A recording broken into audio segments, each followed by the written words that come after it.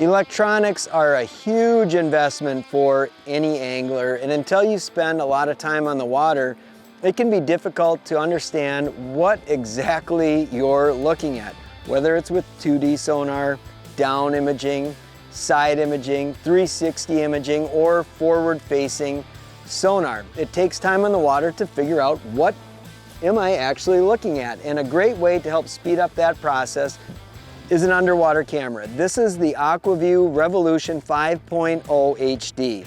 So this is just super small, compact, easy to have in your pocket if you're ice fishing or store in a compartment when you're in the boat. So if you go over an area and you're not sure, are those weeds?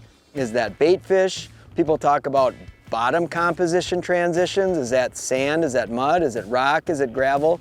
By dropping the camera down to the bottom or in the water, you're able to see, just like you would with your eyes, what exactly is underneath the surface of the water. So by comparison to what electronics cost today, this is an inexpensive tool that will really speed up your ability to read electronics and get far more proficient with them.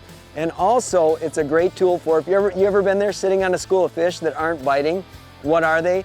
Drop it down, and oftentimes you'll find out, hey, maybe I was fishing for suckers or some species of fish that you weren't trying to target. So this is an amazing tool, and also this is really cool with this camera, whether it's ice fishing or in the boat.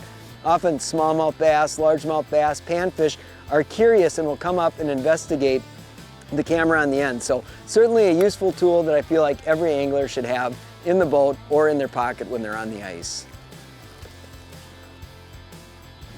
Okay, so now I'm going to share with you some real-world application on how we would actually use the Aqua-Vu in the field. The biggest thing is you don't want the boat moving when you're doing this. So most folks have some type of anchoring technology like spot lock. So what we're going to do, we've dropped a waypoint on our fish finder. We're going to return to that waypoint, the point of interest, spot lock, and now we'll be able to drop the camera. We do have the weight on. And the more weight you have on the camera, this is the one that comes with it, which is great in many situations, but the more weight, the more stable the camera tends to be. One of my favorite features with the camera is the cord management system. So on the back bottom of the unit, you'll see there's this little latch which allows the spool to spin. All we have to do is open the latch, we'll turn the camera on, drop it down, and see what's actually down there.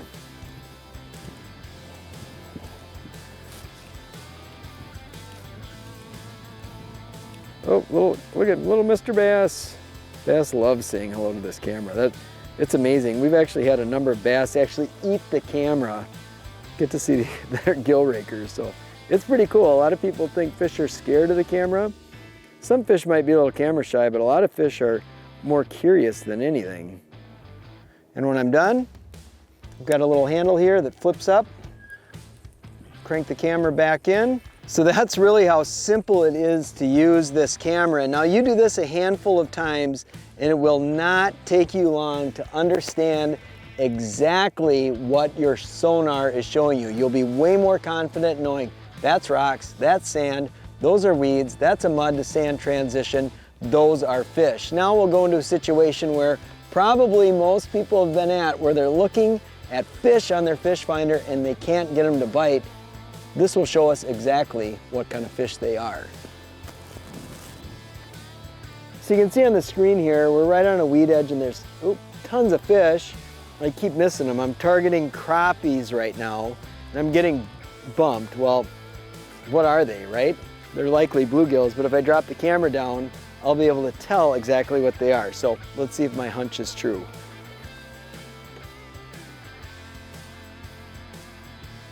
Look at, there's a little bass. Oh man, there's just tons of little sunnies there. Go back. That's cool. Well, you can see how frustrating it would be if you're targeting crappies. You're seeing these signatures that look like, gosh, those are definitely panfish and not biting. Well, here we go. These are bluegills. A great option for an underwater camera is also the AV722. This is a little bit different than the Micro 5 in terms of cord management. So on this one we've got a magnetic system.